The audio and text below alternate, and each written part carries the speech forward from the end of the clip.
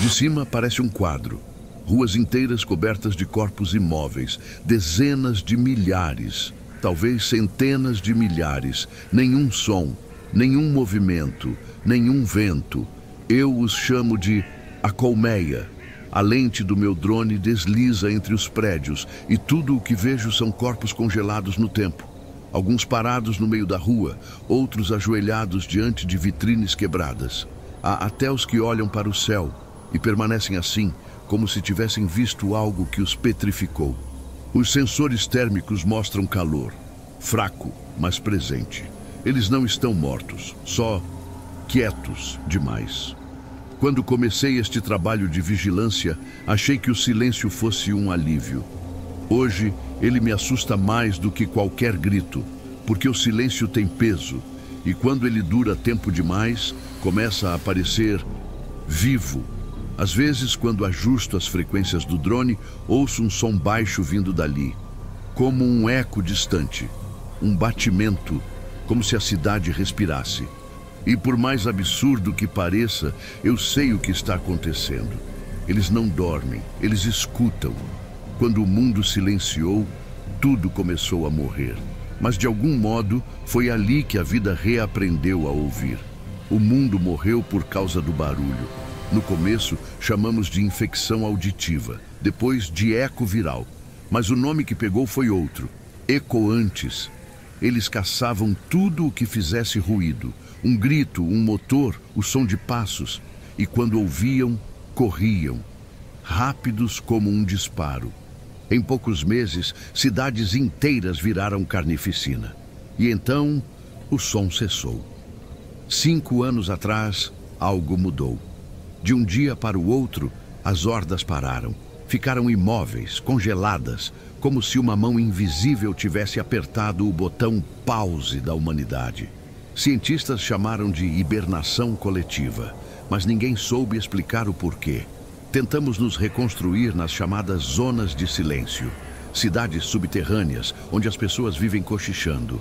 Nenhum motor, nenhum sino, nem mesmo o som da chuva. Qualquer ruído acima de 40 decibéis é considerado crime. Dizem que é o preço da sobrevivência. Eu chamo de tortura. Trabalhar com vigilância significa passar o dia inteiro observando o silêncio. E quanto mais tempo se observa algo imóvel, mais a mente tenta preencher o vazio. Começa com sussurros que não estão lá. Depois vem os ecos, e quando percebe, já não sabe mais se está ouvindo algo, ou se algo está ouvindo você. Foi assim que recebemos a missão. Entrar na colmeia, buscar o que restou da esperança humana, no coração do silêncio.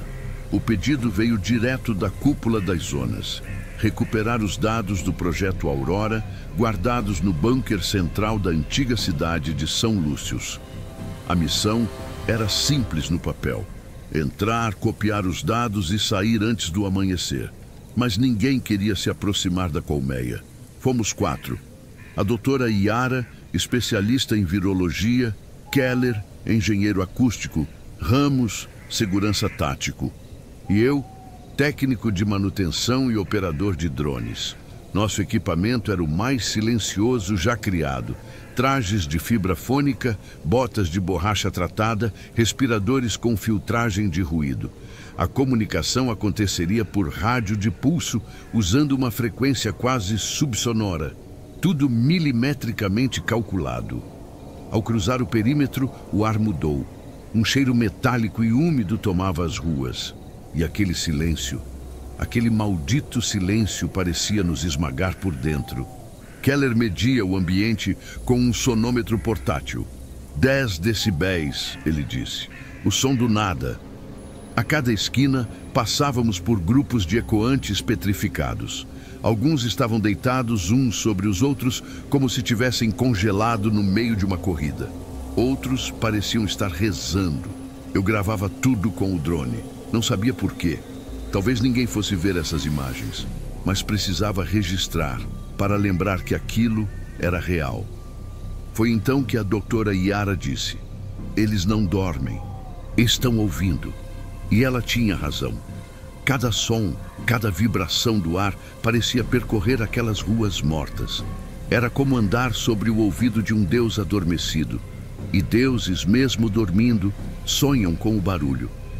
No quarto quarteirão, o primeiro erro aconteceu. Um dos drones de reconhecimento perdeu o sinal. Keller se abaixou para ajustar o receptor e... clique! Um estalo metálico ecoou pela rua. Todos congelamos. Por um instante, nada aconteceu. E então, eles se moveram. Não todos, apenas alguns, próximos. Suas cabeças viraram lentamente em direção ao som, como se buscassem a origem. Os olhos abertos, secos, fixos, e segundos depois voltaram à imobilidade. Ninguém respirou por quase um minuto. Um erro desses e estamos mortos, sussurrou Ramos. Dali em diante, cada passo era medido. Um movimento errado e o chão poderia nos devorar. O som ganhou outro peso. Ele não era apenas o inimigo. Era um campo minado invisível. O ranger de uma bota, o bater involuntário do coração. Tudo soava alto demais. Passamos por um cruzamento coberto de corpos. Um rádio antigo caído no chão soltava chiados intermitentes. Cada chiado fazia dezenas de ecoantes estremecerem, como se aquele som fosse uma senha esquecida. Keller desligou o aparelho, mas o eco continuou. E foi nesse instante que percebi algo impossível. O silêncio não era a ausência de som. Era o som sendo ouvido em algum outro lugar. E quanto mais quieto ficava, mais sentia que a colmeia me ouvia de volta. Ao cair da noite, o frio começou a nos punir. As roupas abafavam o vento, mas também o calor do corpo.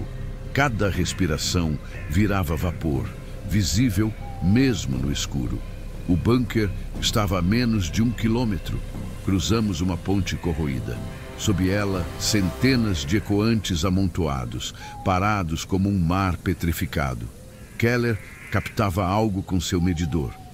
Pulso sonoro constante, vem do subsolo. E por um momento juramos ouvir algo. Não um som, mas uma vibração. Um zumbido metálico, rítmico. Yara dizia que talvez fosse o bunker ainda ativo, enviando sinal de vida. Eu queria acreditar. Então o erro final aconteceu. Ramos deixou cair um frasco metálico do kit de suprimentos. O som foi como uma explosão. Os corpos abaixo começaram a se mover em ondas lentas. Um após o outro, eles giraram o rosto em nossa direção e ficaram assim, olhando. Ninguém se moveu. O silêncio voltou. Mas algo tinha mudado. Não era mais o som que despertava os mortos, era a expectativa dele. E percebi que o silêncio tinha se tornado consciente. Não havia como voltar atrás. O bunker nos chamava. E no fundo, sabíamos que ele era o coração desse pesadelo. Dentro do prédio adjacente, encontrei o terminal de vigilância. Linhas de dados pulsavam no monitor, sincronizadas com a vibração da cidade. Um padrão perfeito. Eles estavam ouvindo uma frequência. Uma onda ultrassônica, constante e precisa. Eu rastreei a origem. Bunker Central. O mesmo local onde estão os dados da cura, disse Yara. Mas havia algo errado. As leituras mostravam que a frequência não vinha de uma máquina. Era biológica. Estão sendo mantidos imóveis por controle neural, deduziu Keller. O sinal os mantém quietos, à espera. A cidade toda não estava dormindo. Estava escutando ordens. O ar começou a vibrar, suave, mas constante. As paredes tremiam. E o som, ou o que quer que fosse, parecia crescer dentro da cabeça. Se o sinal mudar de frequência, eles vão acordar, alertou Yara. Eu olhei para o mapa e senti o frio subir pela espinha. A mudança já havia começado, e nós estávamos indo direto para a fonte do comando. O bunker parecia um túmulo. Portas de aço, paredes de concreto, cheiro de ferrugem e sangue antigo. As luzes piscavam e o ar parecia vibrar, como se a própria estrutura respirasse. Keller tentava decifrar o painel de controle. A frequência está aumentando. Se chegar a 30 Hz, acorda tudo.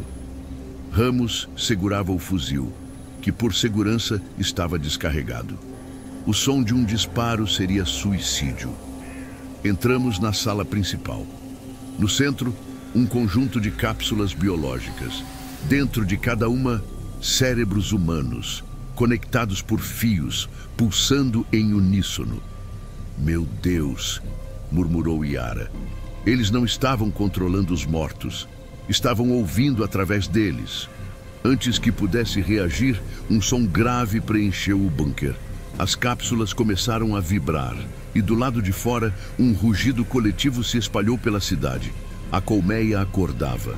Ecoantes começaram a se mover nas câmeras externas, sincronizados como um exército. Ramos tentou barricar a porta. Keller correu para o painel.